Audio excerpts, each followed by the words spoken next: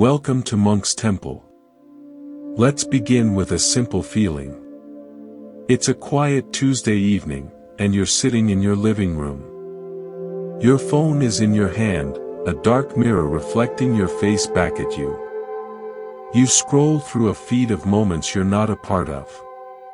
You see friends laughing at a dinner you weren't invited to. You see a couple on a hike you once mentioned wanting to go on. You see a world that seems to be happening over there, while you are stuck over here. And a familiar ache settles in your chest. Loneliness. It feels like the most fundamental fact of your existence, doesn't it? A vast, empty space between you and everything else.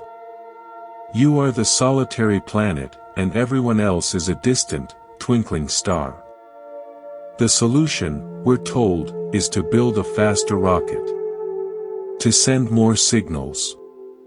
To get more likes, more messages, more connections. To fill the space with noise until we can't hear the silence anymore. But what if the loneliness isn't the silence? What if the loneliness is the noise? What if that feeling of separation isn't a description of reality, but a malfunction in the way your mind is processing it? Imagine for a moment that your mind is a radio. A perfect, intricate machine designed to receive a signal of peace, of connection, of well-being. But over time, the dial gets a little rusty. It gets stuck on a particular frequency. And on that frequency, all you can hear is static. You hear the static of your own thoughts. I am alone. No one understands. I am not enough. The static feels real because it's all you can hear. You might even start to believe that this static is the nature of reality. But the truth is, the signal is still there. The peace, the connection, the sense of belonging, it's always broadcasting. You've just forgotten how to tune the dial. From the very first teachings, the Buddha pointed to this. He didn't deny the experience of suffering, which he called dukkha. He didn't say, just think positive and it will go away. He was a pragmatic diagnostician. He looked at the human condition and said, here is the symptom. Here is the cause. Here is the prognosis. And here is the path to a cure. And the cause he identified is shocking in its simplicity. He said that suffering isn't caused by the world being empty.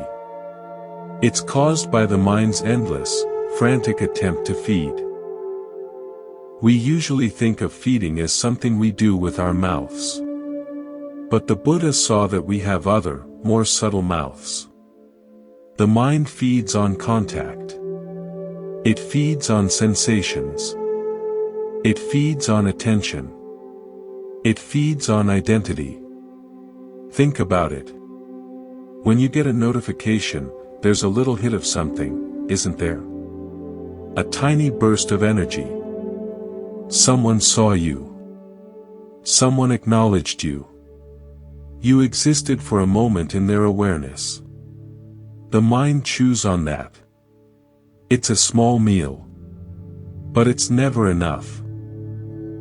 So you scroll again, hoping for another morsel.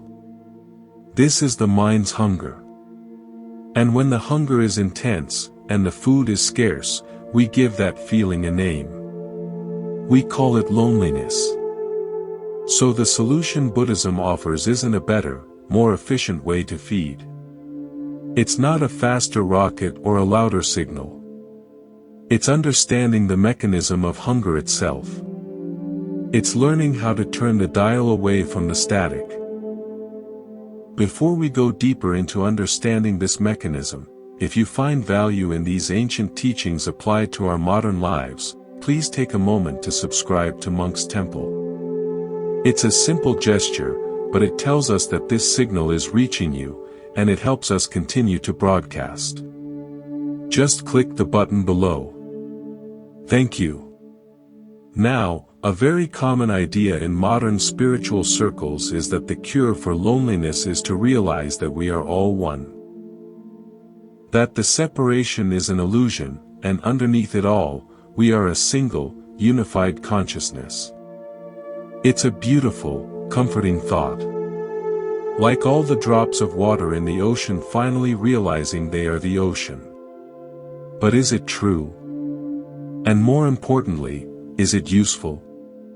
The Buddha was asked this question directly, over 2,500 years ago.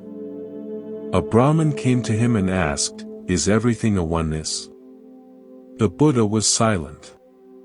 The Brahmin then asked, "Well, is everything a plurality?" The Buddha looked at him and said, "Both of these are extremes. Avoid them." This is a fascinating and crucial moment. Why would the Buddha reject both the idea that we are all one and the idea that we are all completely separate? Let's use a different image than the ocean. Imagine you're sitting in a movie theater. The lights go down, and a film begins to play on the screen. It's a story of heroes and villains, of love and loss. You get completely absorbed. For 2 hours, you are not you. You are the hero. You feel their joy, their fear, their loneliness. This is the experience of plurality, the world of separate selves, of you and me, of the hero and the villain. It feels real because you are completely immersed in the story. Now, imagine the film stops, and the lights come up. You look at the screen. It's just a blank, white, empty surface. You could say that all the stories, all the dramas, were just projections of light onto this one, unified screen. This is the experience of oneness. The screen is the one true reality, and everything else was just a temporary flicker. It feels like a profound realization. But the Buddha would say you're still stuck in the theater. You've just moved from being absorbed in the movie to being absorbed in the screen. You're still defining your experience by what you see. The truth the Buddha pointed to is not on the screen. It's not in the projector. It's in the act of looking itself. It's the awareness that was present the whole time, watching the movie, and then watching the screen. That awareness was never the hero on the screen, and it was never the blank screen itself. It was what knew both. It was what made the experience of both possible. To see all things as one is to mistake the screen for the seer. And the Buddha was practical. He saw that this view, while lofty, doesn't actually solve the problem of suffering. In fact, it can create a new, more subtle form of clinging. You start clinging to the oneness experience. You try to recreate it. You build an identity around being someone who is awake to the oneness. And what happens when you lose that feeling? You suffer. The hunger has just found a new, more refined food to chase. Furthermore, the idea of oneness simply doesn't match the gritty reality of how life operates. Think about it. We survive by eating. We eat plants, we eat animals. Our bodies are composed of the bodies of other beings. This is the fundamental economy of nature. As one teacher put it, all beings subsist on food. This is the one thing we all truly have in common. But this commonality is not a celebration of unity, it's a stark reminder of our individual, insatiable stomachs. I once knew a man named David. He was a devoted practitioner of a non-dual tradition that taught we are all one. He spent years in meditation, striving to experience that unity. He was kind, gentle, and spoke often of the interconnectedness of all things. One evening, he hosted a dinner party. He spent all day preparing a beautiful meal, a rich, fragrant stew with root vegetables and tender pieces of lamb. As we sat down to eat, David beamed with loving kindness. He looked around the table and said, "Isn't it wonderful? We are all one family, sharing one meal, breaking bread together." And it was wonderful. For a moment. Then, one of the guests, a woman named Sarah, quietly pushed her bowl away. She was a vegetarian. She hadn't known about the lamb. David's face fell. He tried to hide his disappointment, but I could see it. A flicker of irritation. "Oh, I'm so sorry," he said, a little too tightly. "I completely forgot. There are some vegetables in the kitchen, I can make you a plate." The evening continued, but the energy had shifted. David was now subtly, unconsciously, focused on Sarah. He was trying to fix it, trying to make her happy so the feeling of oneness at his table could be restored. His peace was dependent on everyone else's experience. His sense of a successful, unified dinner party had been shattered by one person's individual choice. Later that night, after everyone had left, David sat alone with the dirty dishes. He felt a familiar ache. Loneliness. Despite the evening full of people, despite his profound beliefs in oneness, he felt separate. He felt unseen. He had spent the whole evening trying to manage everyone else's reality so it would match the picture in his head, and in doing so, he had been completely absent from his own. His belief in oneness hadn't protected him from the feeling of separation. It had actually given him more things to cling to, the idea of the perfect unified gathering, the need for everyone to feel the same way. When reality didn't match his spiritual ideal, he suffered. This is the point the Buddha was making. The belief in oneness is another story the mind tells itself. And like all stories, it can be comforting, but it's not the end of the story. The end of the story is only found when you stop looking for a better story and start looking at the one who is telling it. So if we are not one, and we are not merely separate, how are we connected? The Buddha's answer is both more demanding and ultimately more compassionate. He taught that we are connected through our actions.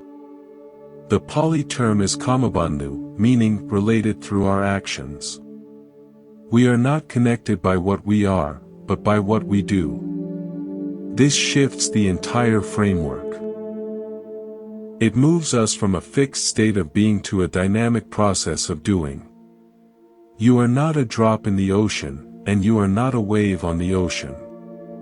You are more like a knot in a vast, infinite net. The knot is a temporary formation. It has its own unique pattern, its own integrity. But it's made of the same rope as every other knot, and its shape is defined by its connections to the knots around it. Pull on one part of the net, and every knot feels the tension, eventually. This is interconnectedness through action. Your thoughts are actions. Your words are actions. Your deeds are actions. Each one sends a ripple through the net. When you act with generosity, you create a loosening, a space for others to breathe. When you act with cruelty, you create a tightening, a constriction. This is not a system of reward and punishment dictated by a cosmic judge. It's a system of cause and effect, as natural as gravity. You are constantly shaping your world and the world of others with every choice you make. This is a far less cozy vision than oneness. It places a tremendous amount of responsibility on your shoulders. It means you can't just claim to be spiritual, you have to act spiritually. It means your irritated thought about the slow barista is a real action that tightens a knot. Your moment of patience in traffic is a real action that loosens one. But this is also why it's the more compassionate teaching. Because if you are connected through your being, you are a prisoner of your nature. You are just a part of the great machine, destined to play your role. But if you are connected through your doing, then you have freedom. You have the freedom to choose your actions in this very moment. You have the power to change the pattern of the net. The path out of suffering is not a matter of realizing you were never really trapped. It's a matter of learning to act in ways that untie the knots. Consider the story of a young woman named Elena. She worked as a bicycle messenger in a chaotic, crowded city. Her days were a blur of traffic, deadlines, and impatient drivers. She was constantly cut off, honked at, and yelled at. She developed a thick skin, but underneath it, she was angry. She saw the city as a war zone, a collection of separate, hostile individuals all fighting for space. She felt profoundly alone, a tiny human dodging giant metal monsters. One day, she was weaving through stopped traffic when she saw an old man stumble and fall on the sidewalk ahead. Without thinking, she swerved, jumped off her bike, and ran to him. He was disoriented, his forehead bleeding. Elena knelt beside him, using her water bottle to clean the cut, speaking to him in a calm, soothing voice. Another person stopped to call an ambulance. Within minutes, a small circle of strangers had formed around the old man, all connected by a single moment of shared concern. Later that day, back on her bike, Elena's anger was gone. It wasn't just that she'd done a good deed. It was that her experience of the city had completely shifted. As she pedaled, she saw the faces of the drivers differently. They weren't enemies. They were just people, trapped in their own metal boxes, probably stressed, probably late. She saw a mother struggling with a stroller and instinctively slowed down to let her pass. She saw a delivery driver checking his phone and gave him a wide berth instead of a dirty look. Elena hadn't had a mystical vision of oneness. She hadn't realized that she and the drivers were all the same being. What she had done was act. Her compassionate action had rewired her perception. By acting as if she were connected, she experienced the connection. The net tightened in a good way. She was still a separate person on a bike, but the space between her and the world had been filled, not with people, but with the results of her own kind actions. This is the power of karma. It's not about believing in connection, it's about creating it, moment by moment, through what you do. Now, the Buddha's analysis gets even more precise. He didn't just talk about the connection between you and the outside world. He mapped out the inner world, the connections between the different parts of your own mind. He called this dependent co-arising, paticca. It's a notoriously complex teaching, but its essence is simple: your suffering is created from the inside out, by a chain reaction of mental events. Modern spirituality often focuses on the outer connections, the interbeing of all things. But the Buddha's genius was to see that the most important ecosystem is the one inside your own skull. This is where the real feeding happens. This is where the real loneliness is manufactured. Let's use a new metaphor. Imagine your mind is a vast, walled garden. It's your private, inner sanctuary. In this garden, there are many different plants. There are flowers of joy, trees of strength, and herbs of calm. But there are also weeds, weeds of anxiety, brambles of resentment, and thorny vines of craving. Now, most of us spend our lives trying to manage the garden by looking over the wall. We see another garden that looks greener, and we feel envy, a weed springs up. We hear someone criticizing our garden, and we feel hurt, a bramble grows. We constantly look outside for validation, for the sunshine of attention to make our flowers grow. But the sun is unreliable. It's often behind the clouds of other people's indifference. The Buddha's teaching on dependent co-arising is like a master gardener's manual. It shows you that the health of your garden is not ultimately determined by the weather outside the wall. It's determined by the quality of the seeds you plant and water on the inside.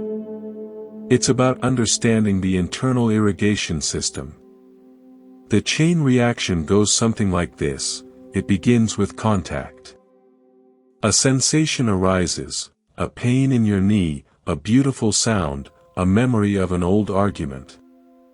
This contact sparks a feeling, pleasant, unpleasant, or neutral. Based on that feeling, a craving arises. If it's pleasant, we want it to stay. If it's unpleasant, we want it to go away. This craving then leads to clinging. We grasp at the pleasant feeling or we tense up against the unpleasant one. And this clinging, this tightening, this is the birth of suffering. See how it works? The external event, the sound, the memory, is just the initial spark. The whole fire of suffering is fueled by your internal reactions. Loneliness follows the exact same pattern. Contact, you see a photo of friends having fun. Feeling, unpleasant, a pang of something. Craving, you want that feeling to go away, you want to be in the photo. Clinging, you start telling yourself a story.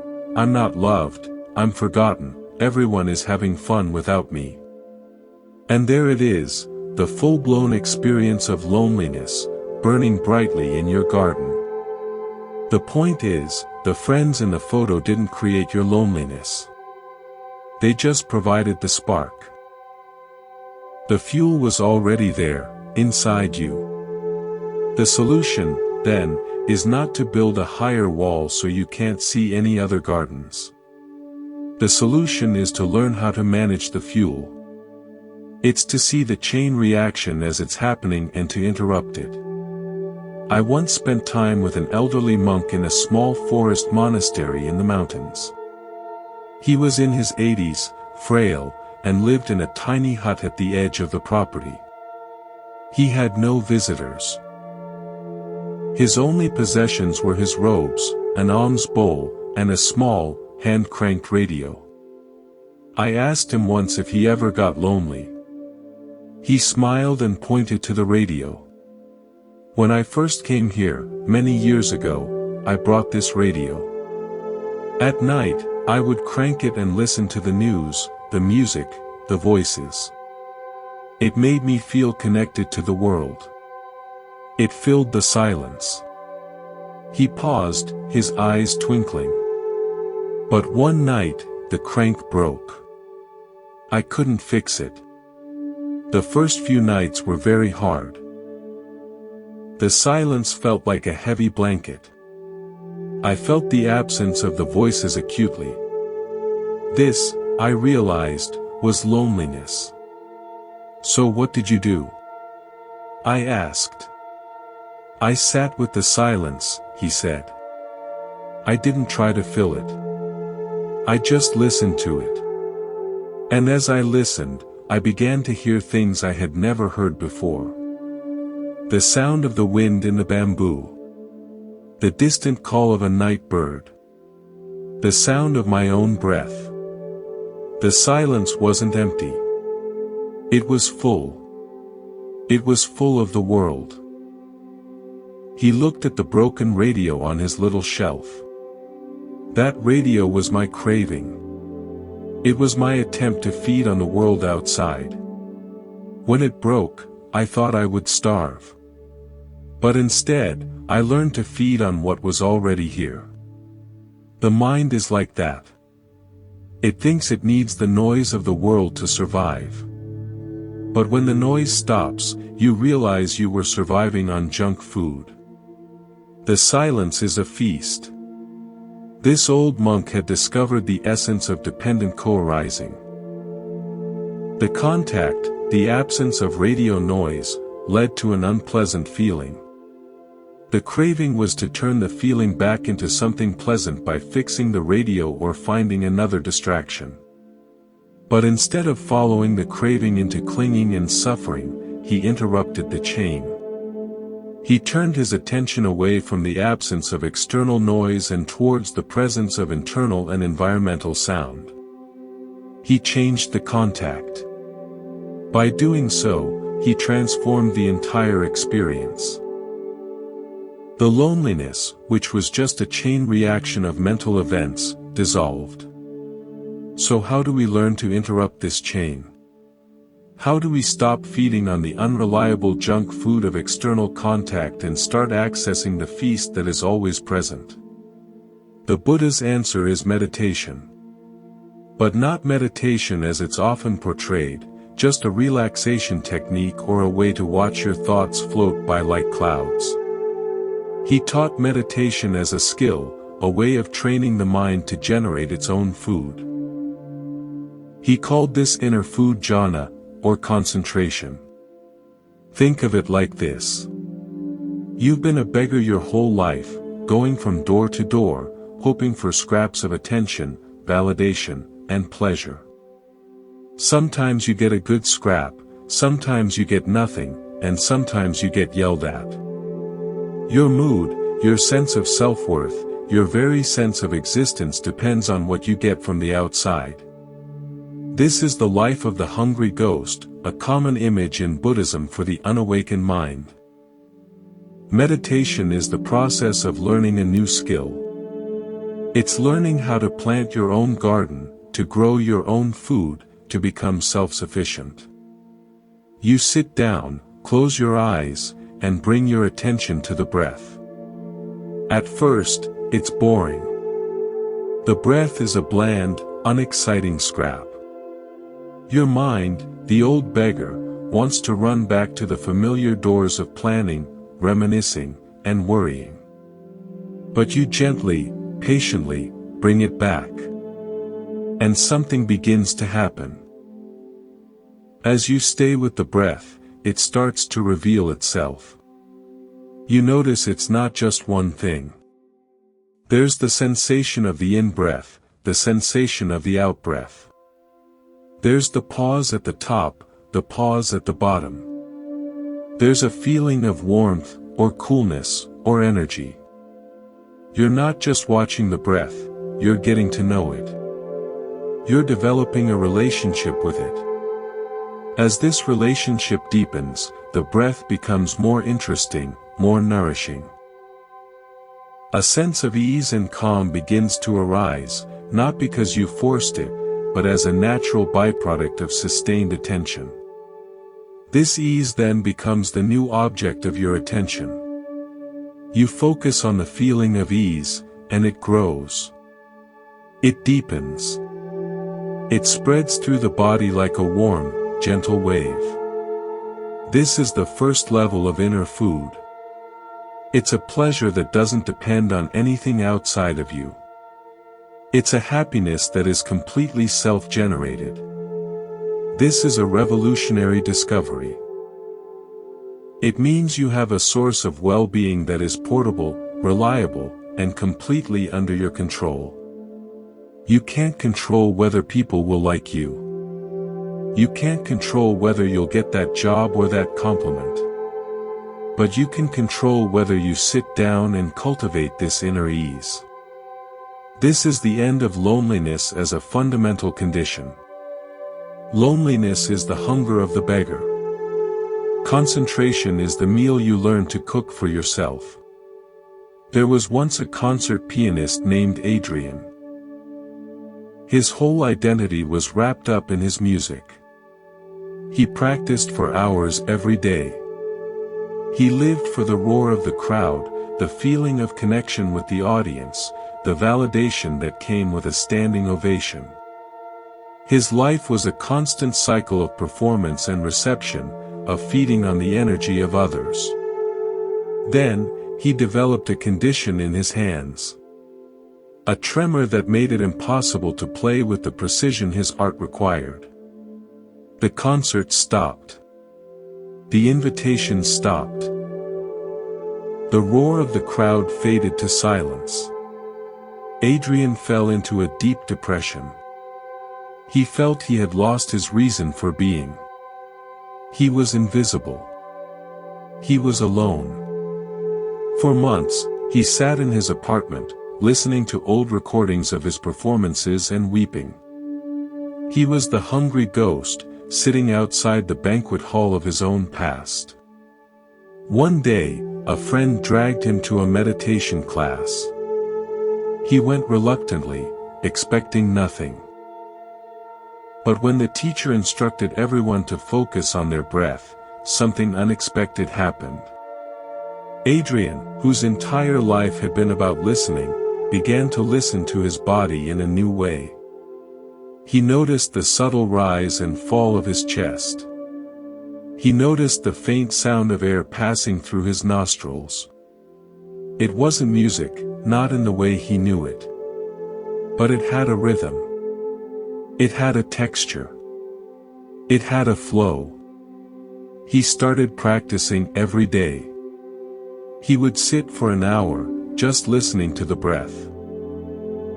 And slowly, the breath began to sing to him. He could feel its energy moving through his body, soothing the places where grief and loss had taken up residence. He discovered that his body was an instrument he could still play.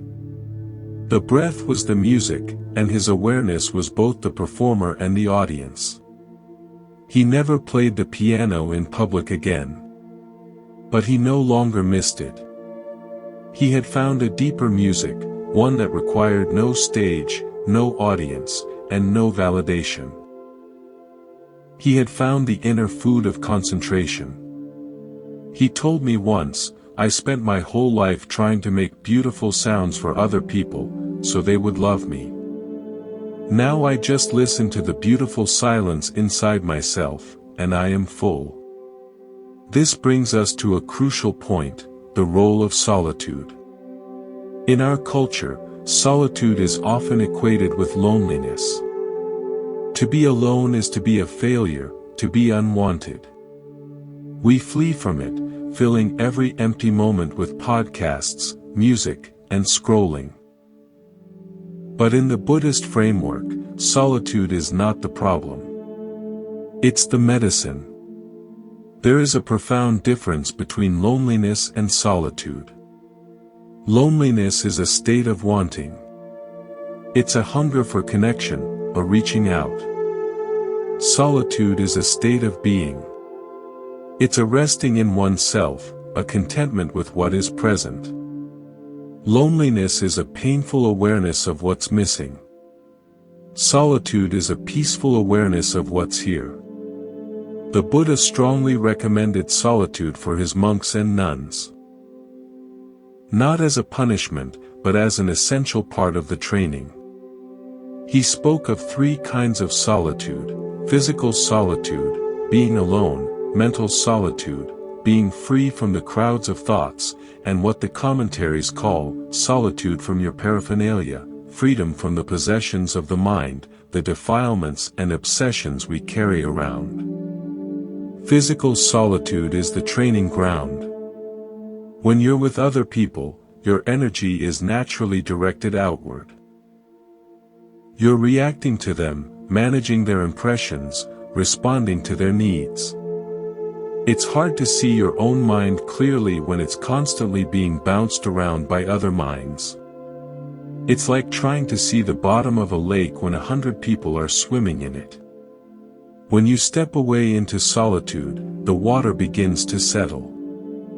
The mud of your own issues, the ones you've been stirring up and blaming on others, starts to sink to the bottom. And for the first time, you can see clearly what's there.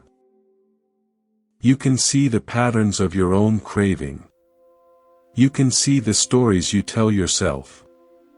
You can see the face of the one who is always with you, your own mind. This is why the Buddha said that an ideal life for practicing the Dhamma is one where you can find solitude. It's in that quiet, still space that you can begin to have a real conversation with yourself, the kind you've been avoiding your whole life by keeping company with others. I once had a student named Mark, a high-powered lawyer in his 50s. He was successful, married, with 2 children in college. He had everything he was supposed to want. But he came to me because he felt a pervasive, low-grade unhappiness, a feeling of emptiness he couldn't shake. He felt most lonely, he said, in a room full of people, which was where he spent most of his life. On a whim, he decided to take a month-long sabbatical. He didn't go to a spa or a retreat center. He rented a tiny, off-grid cabin in the woods of Maine. No electricity, no running water, no phone signal. His wife thought he was having a midlife crisis. His colleagues thought he was crazy. The first week was brutal. The silence was deafening. His mind, accustomed to the constant stimulation of courtrooms and conference calls, screamed for entertainment. He paced the cabin like a caged animal. He thought about driving into town just to sit in a diner and hear people talk. He was experiencing the raw, unmediated pain of his own mind. It was loneliness, in its most concentrated form. But he stayed. And in the second week, something shifted. He was splitting firewood one afternoon, a task that required his full attention. He felt the weight of the axe, the resistance of the wood, the satisfying crack as it split. For the first time in years, he wasn't thinking about anything else. He was just there, in his body, in the moment. That was the crack in the dam. After that, the solitude began to reveal its treasures. He spent hours just watching the play of light on the leaves. He listened to the rain on the roof with a depth of attention he had once reserved for opposing counsel. He sat by the fire at night and for the first time, instead of thinking about his life, he simply felt it, the gratitude for his family, the sadness for the years he had missed while chasing billable hours, the simple, profound pleasure of being warm and dry in a cold world. When he came back, he was different. The old loneliness was gone. It wasn't that he had learned to be alone. It was that he had discovered he was never truly alone. The world, the trees, the rain, the fire, the axe, had been with him the whole time. He had just never been present enough to notice. He had stopped using people as a mirror and had started seeing reality directly. He had found solitude, and in doing so, had found a companion that would never leave him, his own fully awake awareness. Now, we can't all run off to a cabin in the woods. Most of us have to live in the world, with jobs, families, and neighbors. So how do we practice in the midst of all these people? This is where the teaching on admirable friendship, Kalyanamitada, becomes essential. The Buddha said that admirable friendship is not just a nice thing to have, it is the whole of the holy life. This is an astonishing statement. It means that your relationships, when approached correctly, are not a distraction from the path. They are the path. But we have to be very careful about what admirable friendship means. It doesn't mean finding a group of people who will validate your every feeling and tell you you're perfect. That's a support group, not a spiritual friendship.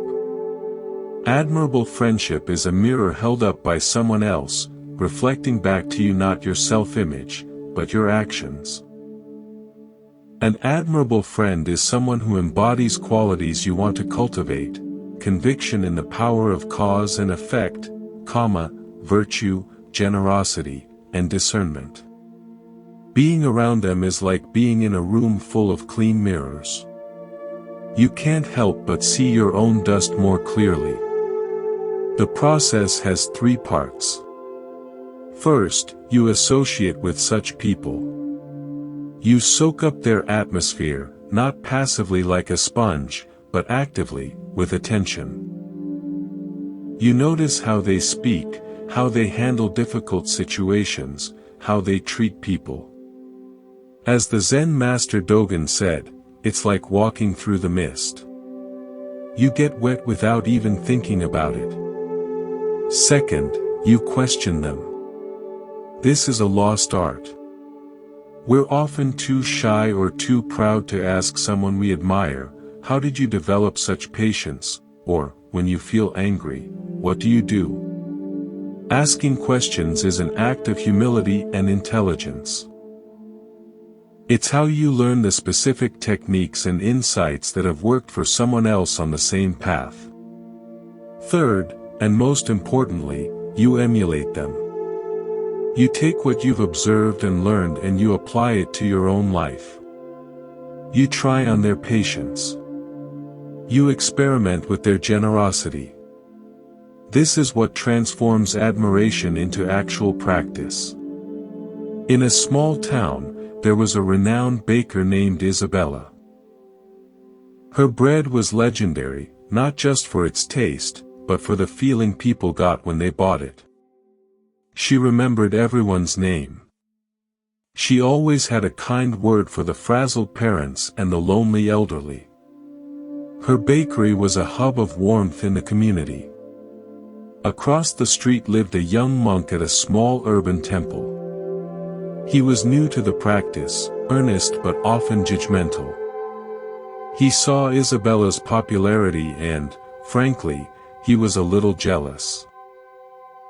He saw it as worldly success, not spiritual practice. One day, a homeless man came into the bakery, smelling of alcohol and sleeping rough. The young monk watched from across the street, expecting Isabella to ask him to leave. Instead, she came out from behind the counter, took the man's hands in hers, and said loudly enough for everyone to hear, "Giuseppe, I was hoping you'd come by today. I saved you a loaf of yesterday's ciabatta. It's still good, just a little less pretty." She handed him a loaf wrapped in paper. The man's face crumpled with gratitude. He clutched the bread to his chest and shuffled out. The monk was stunned. That evening, he gathered his courage and went to the bakery just as Isabella was closing up. He apologized for interrupting and asked, "How do you do that? How do you see the Buddha in a man like that?" Isabella laughed, a warm, flower-dusted laugh. "Oh, honey, I don't see any Buddhas. I just see Giuseppe. I've known him for 20 years. He used to be an accountant. He had a wife, a daughter. Life just broke him. The bread doesn't fix anything. But it tells him that someone remembers. It tells him he's still here." The monk had asked his question. He had been given an answer not in spiritual jargon, but in the simple language of the heart. Isabella's virtue wasn't a concept, it was a habit.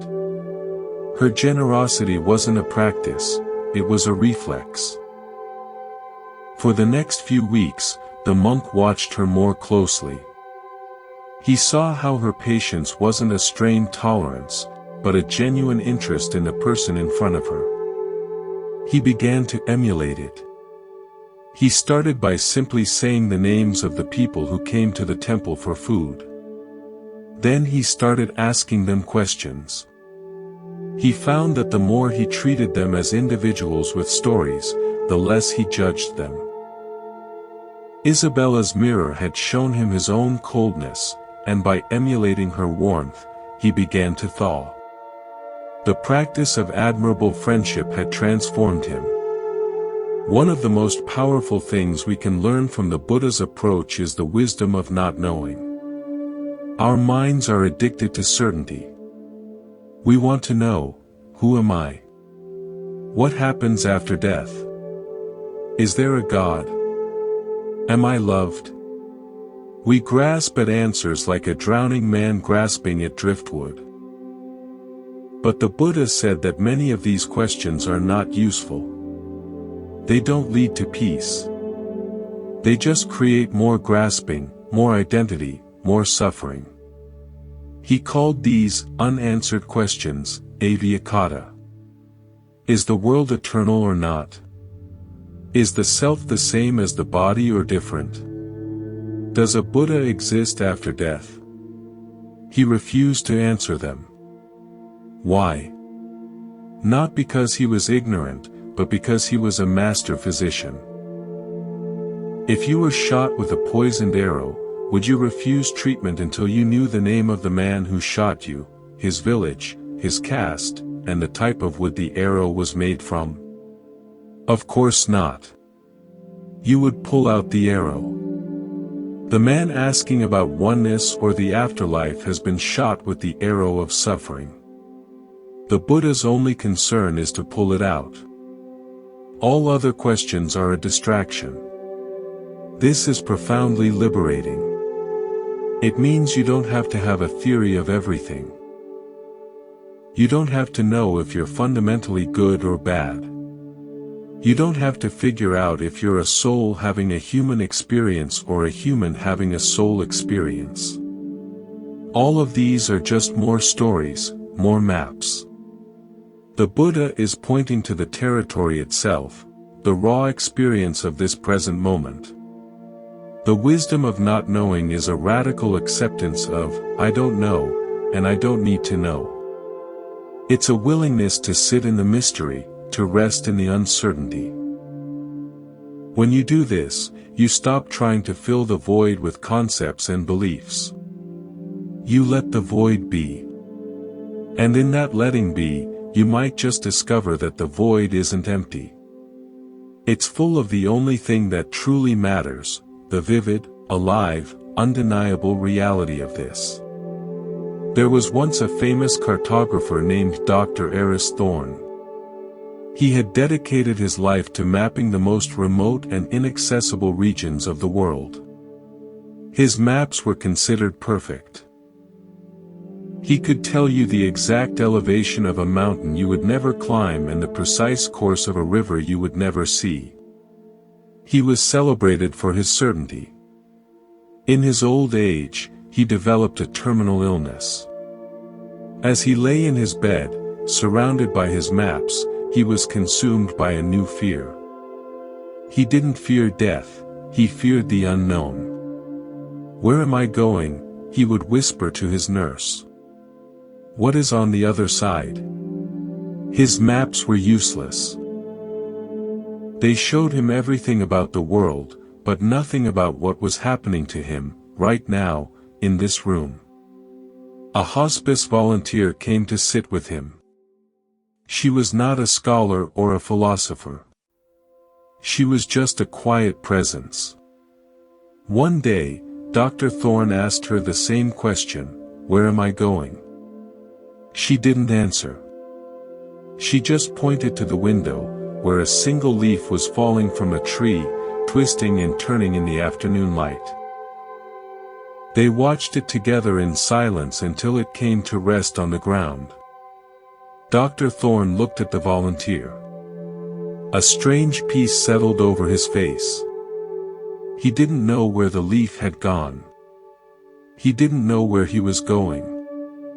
But in that moment of shared, silent attention on the falling leaf, the question didn't matter anymore. The need for a map had fallen away.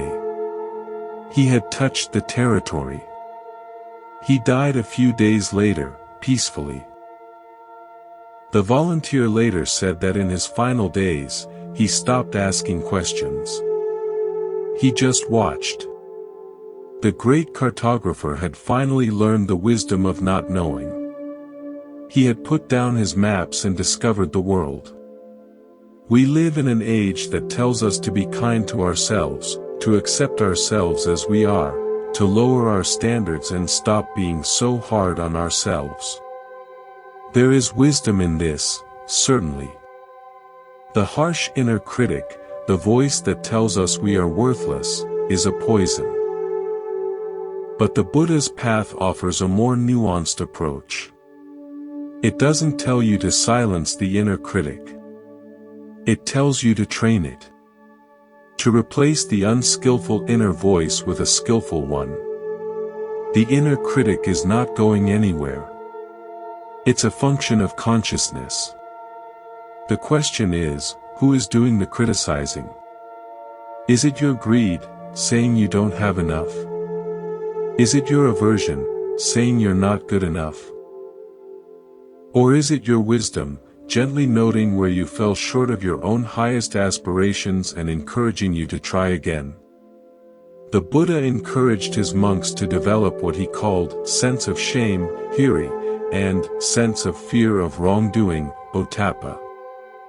These sound like harsh, negative qualities to our modern ears. But they are not about self-loathing. They are about self-respect.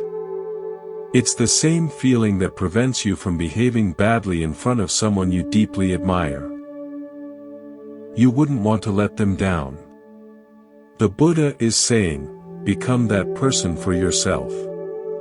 Be the person you so deeply admire that you wouldn't want to let yourself down. This is about raising your standards, not lowering them. It's about cultivating a noble inner voice.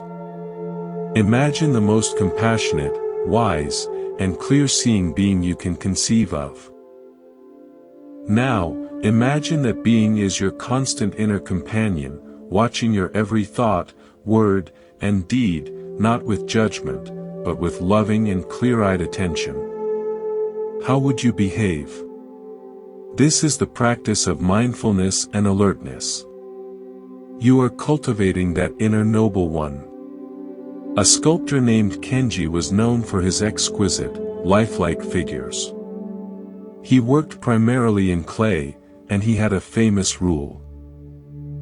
He would never use an armature, the internal wire frame that most sculptors use to support the clay.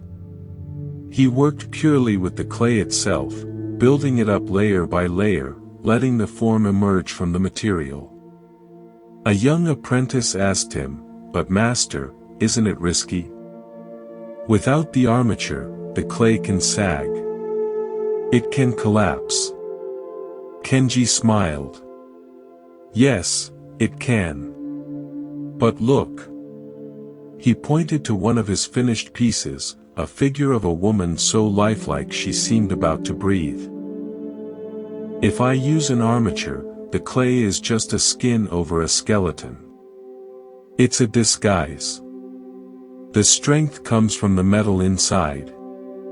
But when I work without it, the strength must come from the clay itself. It has to learn to stand on its own. If it sags, I learn where it is weak. I add more clay.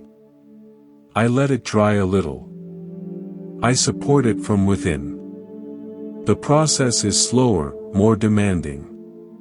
But the result is a piece that is clay, through and through. Its strength is its own. Your inner critic is like the armature. The world gives you one, a skeleton of shoulds and should-nots, based on other people's expectations. It holds you up, but it's not you. The Buddha's path is about learning to be the clay. It's about slowly, patiently, building an inner strength that is entirely your own. The noble inner voice you cultivate, the one that encourages you to be generous, to be kind, to be patient, that is not an armature. That is the clay learning to stand on its own, from the inside out. It is you, becoming the person you most want to be. And so we come full circle. We started with the feeling of loneliness, the ache of separation. We've seen how this feeling is not a fact, but a fabrication. It's manufactured by a mind that is hungry, a mind that has learned to feed on the unreliable food of external contact, attention, and identity. We've seen how the idea of oneness, while seductive, is just another, more refined meal for that same hungry mind. It gives you a new identity to cling to, the one who is one with all. We've seen how true connection is not a matter of being, but of doing. We are connected through our actions, through the karmic web of cause and effect that we weave with every thought, word, and deed. This places a profound responsibility on us, but it also gives us profound freedom. We can choose to act in ways that loosen the knots. We've learned to look inward, to the inner ecosystem of the mind described in dependent co-arising. We've seen how suffering is a chain reaction that starts with contact and is fueled by our own craving and clinging. And we've learned that we can interrupt this chain by cultivating the inner food of concentration, by learning to feed on the stable, peaceful pleasure that arises from a mind unified with its object. We've explored the medicine of solitude, the art of being alone without being lonely, and discovered the world of richness that is always present when we stop reaching out and start resting in awareness. And we've seen how our relationships, when approached through the lens of admirable friendship, become not a distraction, but the very path itself. They become mirrors that show us ourselves, and teachers that show us what's possible. The goal of all of this is not to become a perfect person with a perfect life. The goal is freedom. It's to free the mind from its need to feed. It's to arrive at a place where you no longer need the world to be a certain way in order for you to be okay. It's to find a happiness that is not conditional, not dependent on getting the right job, the right partner, the right amount of attention. The Buddha called this nibbana, often translated as unbinding. It's like a fire that has gone out because it has finally consumed all its fuel. The mind, once a raging fire of craving, has finally cooled. It's still aware. It's still present. It can still engage with the world. But it no longer burns. It no longer grasps. It no longer suffers. This may seem like a distant, impossible goal. But it's not. It's available in moments, right here and now. In a moment of true generosity, when you give without wanting anything in return, the fire cools for an instant. In a moment of deep concentration, when the mind is completely absorbed in the breath, the fire cools. In a moment of clear seeing, when you watch a feeling arise and pass away without clinging to it, the fire cools. Each moment of cooling is a taste of freedom. And these moments can be cultivated. They can be strung together, like pearls on a necklace. This is the path. It's not about escaping the world. It's about learning to live in the world without being burned by it. It's about learning to be with others without needing to feed on them. It's about discovering that the loneliness you feared was just the shadow cast by your own radiant, unbounded awareness. So, the next time you feel that familiar ache of loneliness, don't run from it. Don't immediately reach for your phone to fill the silence. Instead, pause. Recognize it for what it is. Not an absence of others, but a presence of hunger. A craving in the mind. Turn your attention inward. Feel the sensation of the breath. Listen to the silence that is always there, beneath the noise of your thoughts. It is not an empty silence.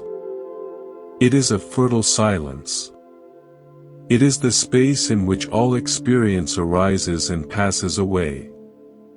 In music, the beauty is not just in the notes.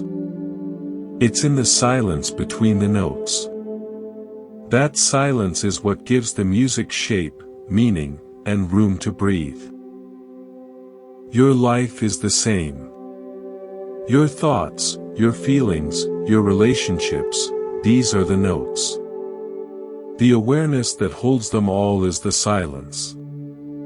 You have been so focused on the notes, trying to make them louder, more numerous, more beautiful, that you have forgotten to listen to the silence.